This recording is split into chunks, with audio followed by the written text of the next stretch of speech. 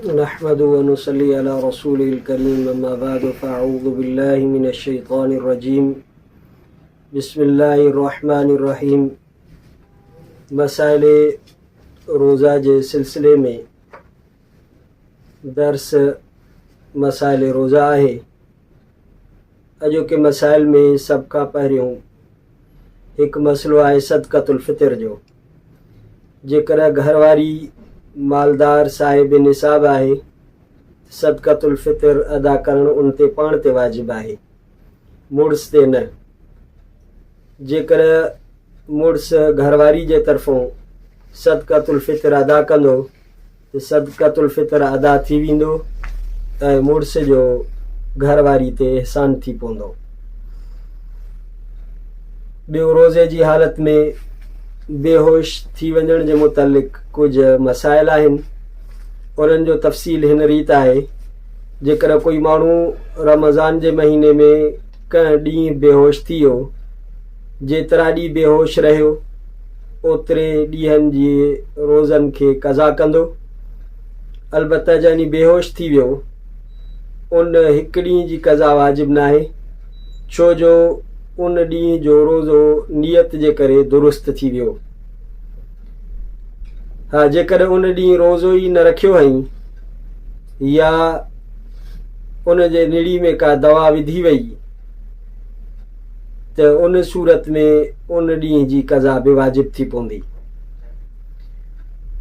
T सूरत बेहोशी जी इहा आहे, जेकर कोई माण्हू राति जो रोज़े रखण जी नियत करण खां पोइ बेहोश थी वियो त उन हिकु ॾींहं जी क़ज़ा वाजिब न आहे, बाक़ी जेतिरा ॾींहं बेहोश रहंदो सभ जी क़ज़ा वाजिब आहे।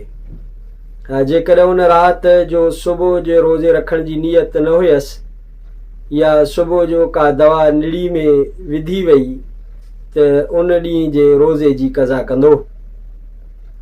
चौथी सूरत इहा आहे त जेकर कोई माण्हू पूरो रमज़ान बेहोश रहे थो, होश में अचण खां पोइ तमामु रोज़नि जी क़ज़ा रखणु लाज़िम आहे।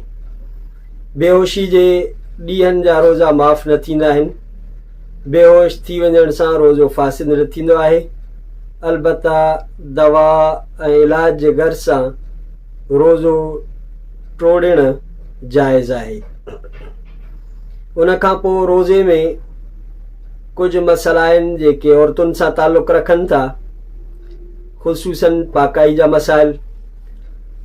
जेकर का औरत रमज़ान शरीफ़ जे ॾींहं में पाक थई त पाक थियण खां पोइ सिज लहण ताईं उनखे कुझु खाइण पीअण दुरुस्त नाहे, जाइज़ नाहे। सिज लहण ताईं रोज़ेदारनि वांगुरु उन ते वाजिब आहे त रोज़ेदारनि वांगुरु रहे, पर इहो ॾींहुं रोज़े में शुमार न थींदो, बल्कि उन ॾींहं जी क़ज़ा लाज़िम थींदी। ॿी सूरत इन जी इहा आहे त जेकर का औरत रमज़ानुल मुबारक में राति जो हैज़ खां पाक थई ऐं पूरा 10 ॾींहं ऐं 10 रातूं हैज़ आयो उन औरत खे, त जेकर पाक थियण खां पोइ राति जो कुझु हिसो बाक़ी हुयो त सुबुह जो इन औरत ते रोज़ो रखणु लाज़मी आहे। टी सूरत इहा आहे, जेकर हैज़ 10 ॾींहंनि खां घटि आयो आहे ऐं औरत पाक थी वई आहे, पाक थियण खां पोइ राति जो एतिरो हिसो बाक़ी हुयो जो औरत जल्दी गुस्ल करे सघे थी त सुबुह जो रोज़ो रखणु लाज़िम थी पवंदो। चाहे गुस्ल करे या न करे, रोज़े जी नियत करणु लाज़िम थी पवंदी। जेकर उन वक़्तु गुस्ल न कई त रोज़े जी नियत करे ऐं सुबुह जो गुस्ल करे।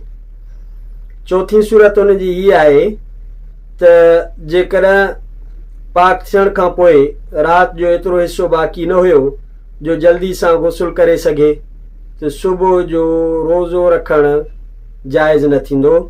अलबत्ता ॾींहं जो कुझु खाइण पीअण जाइज़ न आहे, बल्कि पूरो ॾींहुं रोज़ेदारनि वांगुरु रहणु ज़रूरी थी पवंदो ऐं बाद में उन ॾींहं जी क़ज़ा बि लाज़िम थी पवंदी। पंजी सूरत उन जी हीअ आहे, जेकर सुबुह थियण खां पोइ पाक थी वञे औरत त हाणे पाक थियण खां पोइ उन ॾींहुं रोज़े जी नियत करणु दुरुस्त नाहे, पर सिज लहण ताईं कुझु खाइण पीअण बि दुरुस्त नाहे। आख़िरी रोज़े जे मुतालिक़ मसइलो आहे चेरे जे हुकुम जे लाइ। जेकर कोई माण्हू माह रमज़ान जे शुरू खां आख़िर ताईं चरियो रहियो त उहो मुकलफ़ नाहे, उन ते रमज़ान जे रोज़नि जी क़ज़ा वाजिब नाहे। ॿी उन जी सूरत इहा आहे त जेकर कोई माण्हू चरियो हुयो, रमज़ान जे कंहिं ॾींहं में उनखे फ़ाक़ो थी वियो त उन रोज़े जी क़ज़ा वाजिब थी पवंदी।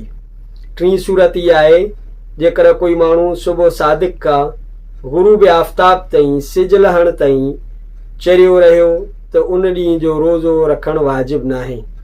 इहे चंद ज़रूरी मसाइल रोज़े जे मुतालिक़ अल्लाह ताला असांखे दीन मतीन शरीयत मुतहरा इस्लामी अहकाम खे सम्झी सिखी करे उन ते अमल करण जी तौफ़ीक़ अता फ़रमाए। पाण बि ॿुधूं, ॿियनि खे बि शेयर कयूं ऐं इन्हनि मसाइल जे मुतालिक़ कमेंट्स ऐं इन पेज खे बि फॉलो कयूं ताकि रोज़ानो ईंदड़ वारी वीडियो में असांखे शरई दीनी मसाइल जे मुतालिक़ आगाही हासिल थी सघे।